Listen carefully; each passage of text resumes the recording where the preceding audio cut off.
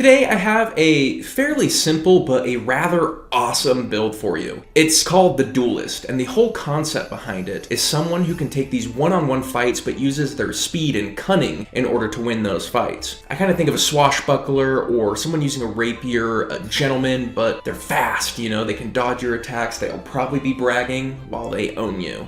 This is the Duelist. First thing to know about this build is you really can take whatever lineage you want. I went ahead with the Chthonic Tiefling just because I haven't built any Tieflings yet. I feel like Tieflings are a bit underrated, so I took it here. As for our background, I took Criminal. This is going to give us some roguelike things, but honestly, we're here for the Dexterity, the Constitution, and for the Alert feat. That's the big one. As you probably guessed from our background, our primary is Dexterity. Our secondary is Constitution. Our tertiary is Wisdom. From there, I like a little bit of Charisma. We're going to be sitting there smack talking, so some Charisma's fun. Intelligence and Strength are definitely dumb stats here. Level 1, I'm going to be going Rogue.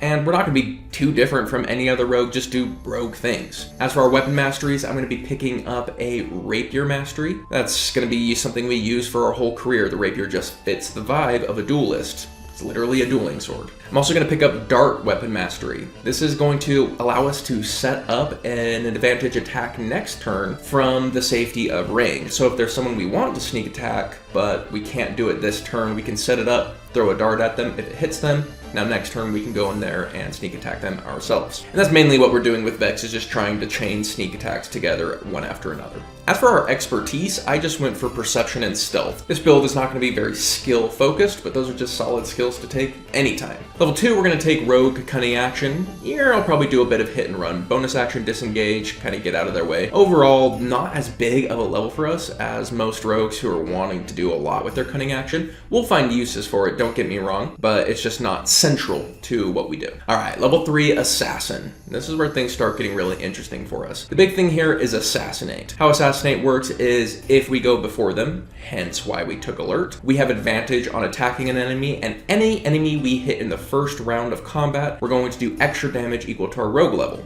It incentivizes us to go deeper into Rogue, and it also incentivizes us to hit them more than once in that first round. But more on that later. Level 4, we're going Fighter. Fighter's kind of an interesting little tech switch here, and this first level of Fighter really represents tankiness. We're going to be able to equip a shield, which is going to increase our AC by 2. We're going to be able to take a fighting style. I'm going to take the defensive fighting style. This is going to give us a +1 to AC, so now we have +3 to AC from this level. That's very significant. And on top of that, we get Second Wind to heal off a bit of damage. We're also going to get weapon mastery choices here.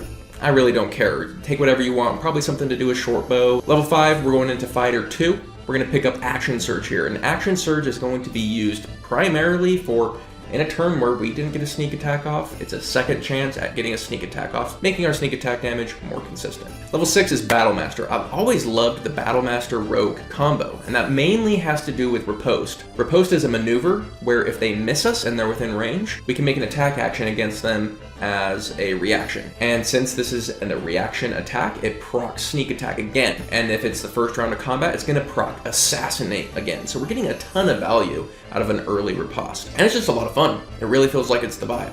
We're dueling them, they miss, we stab them. It's just cool. I really like it. I like the feeling of feeling fast, and this gives it to us. Other options include precision attack. Hey, we missed our sneak attack this turn, just like an action surge. Okay, well, let's pop our precision attack and hit them again. And then when we feel like being tanky, goading attack is actually pretty good. We can hit an enemy, goad them. We have options at that point. We can either be an AC tank, more on that later, or we can even just disengage and leave and get the hell out of dodge, and now who are they going to attack? Our allies at disadvantage or chase us down, probably taking opportunity attacks to potentially get to us? It's not really a winning situation for them, is it? Level 7, I'm going back into Rogue, and we're getting our first feat here. It feels a little late, but I think it's the right way to go. There's a lot of different ways you can level it up. I really struggled with it for a while, but I decided on this, and the main reason I struggled with this route is I wanted Defensive Duelist earlier, but we're going to take it now. What Defensive Duelist is going to do is when they hit an attack, we can use our reaction to increase our AC by our proficiency bonus. At this level, that's going to be +3 AC. Level 9, it's going to be +4 AC. That's nearly a shield spell every single turn. It's really, really quite insanely good, and it turns us into an AC tank. I really like the dynamic between this and Riposte. Are they going to hit us? Well, great, now we're an AC tank and you actually probably didn't hit us. Or are they going to miss, in which case we stab them in the face? Win-win. Rogue 5 5, the biggest thing is we're bumping up our sneak attack damage, honestly. We're gonna get cunning strikes. Cunning strikes aren't bad, but they're super situational, so just use them when you can get a lot of value out of them, but more often than not, you're just gonna take the damage. Then we also get uncanny dodge, but that gets largely outshone by our defensive duelist. Defensive duelist is just better. Not only are we probably taking 0 damage instead of half, it also lasts